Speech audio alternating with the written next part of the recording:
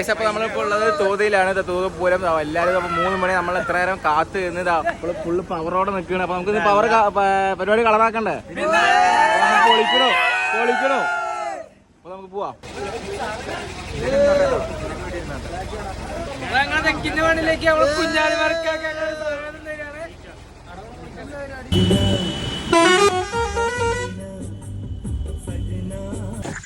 നമ്മൾ വണ്ടി ഇവിടെ നിർത്തിയിട്ട് ഉറങ്ങാൻ പോകണം. എല്ലാവരും ഇവിടെ റൂമുണ്ട് പറഞ്ഞാൽ നമ്മളൊന്നും വണ്ടിയിൽ ഞാൻ അപ്പുറം കിടക്കാറുണ്ട്. കിടക്കാൻ പോകണം. അപ്പോൾ ഉറങ്ങി നമുക്ക് രാവിലെ കാണാം. ഗൈസ് അങ്ങനെ സമയം 9 മണിയായി. ഉറങ്ങി കഴിച്ചു. ഞാൻ എൻ്റെ ചായ കുടിച്ചു. അവരൊന്നും വന്നിട്ടില്ല. ഇതൊക്കെ അവിടെ റൂമിലാണ്. അപ്പോൾ നമ്മൾ ഇനി പോകാം. പരിപാടികൾ തുറക്കണം. അപ്പോൾ എല്ലാവരും വന്നിട്ടാണ് തുടങ്ങാൻ.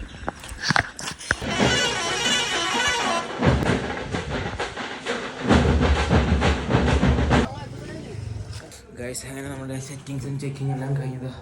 ഫുഡ് കഴിക്കാൻ അവിടെ പോകണം. ഇന്നലെ തന്ന വീട് അപ്പോഴേക്കും ഇപ്പോൾ ഉറങ്ങിയ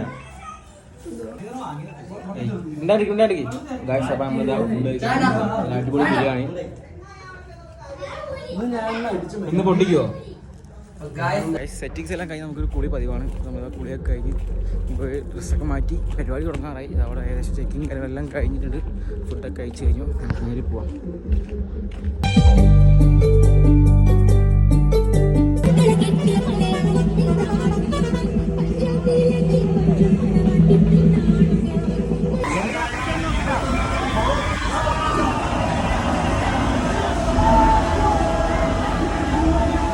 എഞ്ചിൻ ചെറുതായിട്ട് ഇന്ന് പണി തന്നു. അപ്പോൾ തന്നെ നമ്മൾ സ്പോട്ടിൽ വേറെ എഞ്ചിൻ എത്തിച്ചിട്ട് എഞ്ചിൻ മാറ്റിക്കൊണ്ടിരിക്കുകയാണ്.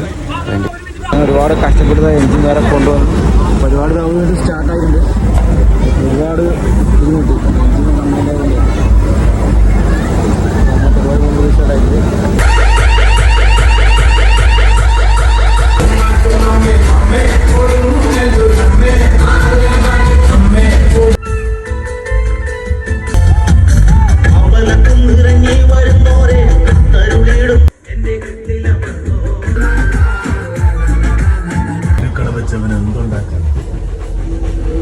ശരിയാണ് സർ, അങ്ങ് പറഞ്ഞതുപോലെ ഞങ്ങൾ ജീവികളായി.